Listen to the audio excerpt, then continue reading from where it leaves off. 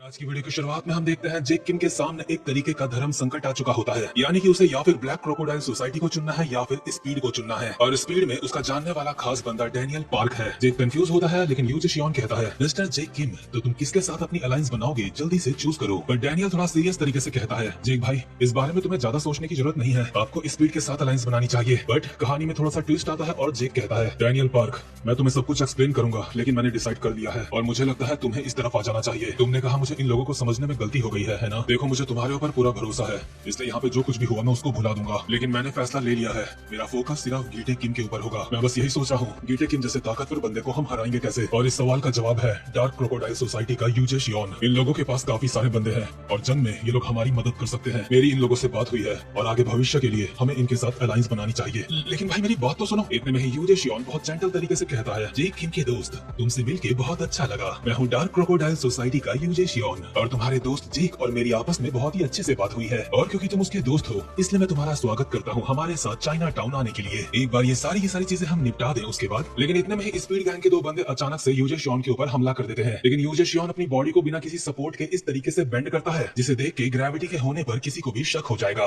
You जेशियन इन दोनों के हमलों से तो बच चुका होता है, लेकिन जब वो बेंड हुआ था तो यो वुल्हा पहले से ही तैयार थी उसका खोपड़ा अपनी गन से उड़ाने के लिए। लेकिन बुलेट फायर करने से पहले यो वुल्हा कहती है, सही कहा, ये हमें जल्दी खत्म करना होगा, फाइनली अब तुम हमारे हाथ से मारे जाओगे। लेकिन इसके बाद सीन शिफ्ट होता है और हम देखते हैं एक पुराना सीन जहाँ पे स्पीड गैंग को अपने एक स्पाई से खबर मिलती है कि यू जेशियन चाइना टाउन आ रहा है बिना एग्जीक्यूटिव्स के अपने। इसलिए च्युइंगम वाला बंदा यो वुल्हा को कहता है, डार्क क्रोकोडाइल सोसाइटी में जो हमारा जासूस है उससे मुझे खबर मिली है, यू जेशियन 1 घंटे में बाहर आ रहा है बिना अपने एग्जीक्यूटिव्स के। लगता है उसका कोई मेहमान है जिसे उसे मिलने आना है। लेकिन हाँ, वो पूरी तरीके से अकेला नहीं होगा, उसके कुछ बॉडीगार्ड उसके पीछे आएंगे। इसके बाद सेबेस्टियन कहता है, अगर उसके एग्जीक्यूटिव्स के अलावा उसके साथ कोई और आ रहा है तो मुझे बिल्कुल डर नहीं लगता, लेकिन अब सिर्फ 1 घंटा बाकी है। ये हमारे पास एक मौका है, अभी हम उसको पकड़ सकते हैं। आखिर सर्कल लीडर का इस बारे में क्या कहना है? वो मेरा कॉल नहीं उठा रहा है। तुम्हें याद है ना, जैक्योना और हमारा नंबर 2 यू जेशियन के चाइनीज एग्जीक्यूटिव्स को अभी घेर रहे हैं। इसलिए उन लोगों को वापस आने में कम से कम 3 घंटा लग जाएगा। लेकिन जब तक वो वापस आएंगे तब तक हमारे लिए काफी ज्यादा देर हो जाएगी। सेबेस्टियन टेबल में अपना हाथ गुस्से में पटक के कहता है, शिट,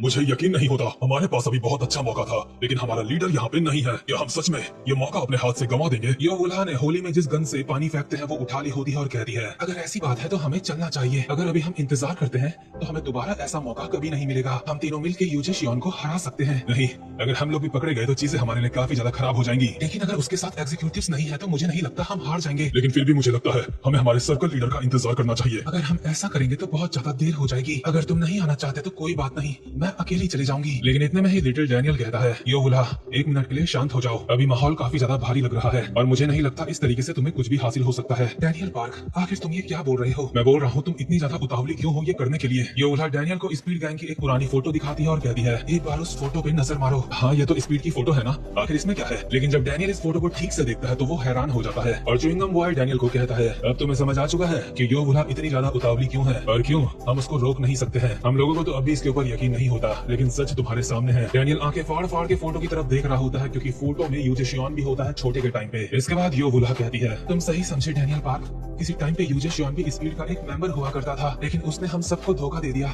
और डार्क क्रोकोडाइल सोसाइटी को ज्वाइन कर लिया। और यही वो बंदा है जिसने पुराने किंग ऑफ एंशियन को मारा है। इसलिए अगर तुम मुझे रोकना चाहते हो तो तुम्हें साफ साफ बता दूं। नहीं, ठीक है, मैं भी तुम्हारे साथ आऊंगा। क्या तुम भी आना चाहते हो? हाँ, वैसे भी तुम नहीं रुकने वाली, मैंने सही कहा ना। मेरे दोस्त को हम यहीं पे रहने देते हैं, हम दोनों के हिसाब से मैं वहाँ पे चीजें हैंडल कर लूंगा। इसके बाद हम प्रेजेंट मोमेंट में आ जाते हैं जहाँ पे यो वुल्हा ने यू जेशियन के ऊपर गन लगा रखी होती है और कहती है, मैं इस दिन का बहुत लंबे समय से इंतजार कर रही थी। मेरे पिता के खूनी यू जेशियन, मैंने इस समय के लिए इंतजार करा है ताकि मैं तुझे जान से मार सकूं। अभी ट्रिगर पे उंगली रख दी गई होती है और बस फायर होने ही वाला होता है, लेकिन यू जेशियन अपनी ग्रेविटी को मात देने वाली पोजीशन में ही अपने हाथ से एक बहुत ही शार्प सा अटैक करता है गन के ऊपर, जिससे यो वुल्हा के गन के 2 टुकड़े हो जाते हैं। लेकिन सच बताऊं, अगर यहाँ पे दूसरा वाला गन होता तो टुकड़े यू जेशियन के होते। बट फिर भी यू जेशियन एक बहुत खतरनाक बंदा है, हम इसे हल्के में नहीं ले सकते। गन को काटने के बाद यू जेशियन कहता है, तुम ट्रिगर दबा रही हो, मैं ये देख सकता हूँ। वैसे मेरे ऊपर उस वक्त हमला करना जब मेरे एग्जीक्यूटिव्स यहाँ पे नहीं है, सच में तुम्हारी जानकारी बहुत अच्छी थी। लेकिन मेरे दोस्तों, तुम्हें लगता क्या है ये जानकारी किसने लीक करी है? यानी कि यू जेशियन ने ही गलत अफवाह फैलाई थी कि वो यहाँ पे अकेला आ रहा है, क्योंकि इसके बाद हम देखते हैं उसके यहाँ पे काफी सारे बंदे पहुंच चुके होते हैं। अगर मैं मोटा मोटा अंदाजा लगाऊं तो कम से कम यहाँ पे 1000 बंदे तो होंगे ही, और साथ में यू जेशियन के एग्जीक्यूटिव्स भी यहाँ पे मौजूद होते हैं। इतने में ही यू जेशियन यो वुल्हा के मुंह पे लात मार के उसको जमीन में चिपका देता है और कहता है, मुझे उम्मीद थी अगर मैं बिना एग्जीक्यूटिव्स के बाहर निकलूंगा तो तुम मेरे ऊपर हमला जरूर करोगे। और हाँ, तुम बिल्कुल सही समझे, ये एक ट्रैप था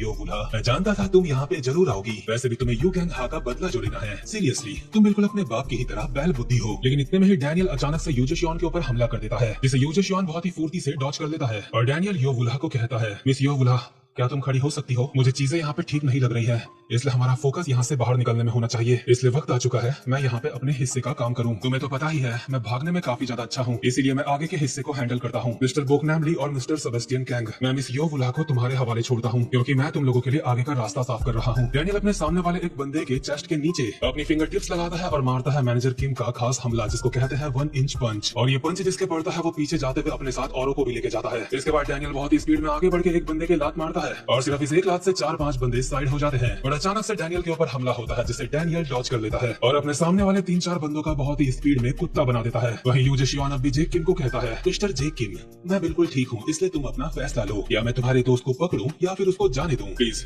उसको पकड़ लो, मैं उससे और ज्यादा बात करना चाहता हूँ, मैं उसको हमारी तरफ आने के लिए मना सकता हूँ। वहीं डैनियल लोग भीड़ को चीरते हुए आगे बढ़ रहे होते हैं और डैनियल चिल्ला के अपने साथ के बंदों को कहता है, तुम सब मेरे पीछे ही रहना, ठीक है? लेकिन इतने में ही एक एग्जीक्यूटिव उछल के आता है और अपना घुटना मारता है डैनियल के मुंह पे। इस बंदे का नाम होता है ताओजू, जो कि 100 स्क्वाड का एक लीडर होता है। ताओजी डैनियल पार्क को कहते हैं, छोटे देश के बच्चे, तुझे अच्छी तरीके से पता है मजे कैसे करे जाते हैं। लेकिन डैनियल ने अपने सामने इन्हीं की तरफ के एक टकले को कर दिया होता है और ताओजी का घुटना उसके मुंह पे पड़ा होता है। इसलिए डैनियल कहता है, मुझे बच्चा कहने से पहले कम से कम ये देख ले तेरे कितने बंदे मैं गिरा चुका हूँ। इतने में ही बोहेमिया की सेकंड कॉपी जॉन बैंग, जो कि 100 स्क्वाड का एक लीडर होता है, उछल के डैनियल के ऊपर एक लात मारता है। डैनियल ने इसकी लात को डॉज कर लिया होता है, उसके बावजूद भी ये कहता है, कमंड निच्चू है, तुझे लगता है तू यहाँ से चला जाएगा जब हम तुझसे ऐसे फाइट कर रहे हैं? इसके बाद 100 स्क्वाड का एक और लीडर योन रियोंग डैनियल के ऊपर अचानक से एक पंच मारता है, जिसे डैनियल ब्लॉक कर लेता है और ये कहता है, तुमने कहा हमें बस इसको पकड़ना है ना? इसका मतलब बस इसकी सांसें चलनी चाहिए, बाकी तुम्हें मतलब नहीं। लेकिन इतने में ही जमाल भाई पीछे से आकर डैनियल की कमर में खतरनाक सा पंच मार देते हैं, जो कि डैनियल के काफी बढ़िया पड़ा होता है। और जमाल कहता है, तेरी बेसिक स्किल्स काफी बढ़िया है, लेकिन ये सिर्फ बेसिक्स है। और जमाल एक लीडर होता है 1000 स्क्वाड का, यानी कि 100 स्क्वाड के लीडर से ये ज्यादा ताकतवर है। पंच खाने के बाद डैनियल अपने मन में कहता है, जितना मैंने सोचा था ये उससे ज्यादा ताकतवर है। क्या फर्स्ट जनरेशन के फाइटर्स सच में एक अलग ही लेवल के बंदे हैं? इसके बाद चारों एग्जीक्यूटिव एक साथ डैनियल के ऊपर हमला करके उसको दूर फेंक देते हैं, जिससे बोकनैम और सेबेस्टियन हैरान हो जाते हैं। लेकिन इन दोनों के ऊपर भी 1000 स्क्वाड के 2 लीडर हमला कर देते हैं और कहते हैं, अगर तेरा ध्यान भटका तो तेरे पड़ेगा फटका। काफी टाइम बाद दिख रहा है बोकनैम और सेबेस्टियन को ये हमले ब्लॉक करने में काफी मुश्किल होती है, लेकिन उसके बावजूद भी हरामजादे का च्युइंगम मुंह से नहीं छूटता और अपने मन में कहता है, 1000 स्क्वाड्स के 2 लीडर्स, ये लोग 100 स्क्वाड के लीडर से काफी ज्यादा अलग लेवल पे हैं। मिस्टर जेक किम, मुझे माफ करना, तुम्हारा दोस्त ज्यादा ही ताकतवर है, इसलिए अब हमें उसे ठीक से पेलना ही होगा। नहीं, ये काम नहीं आएगा,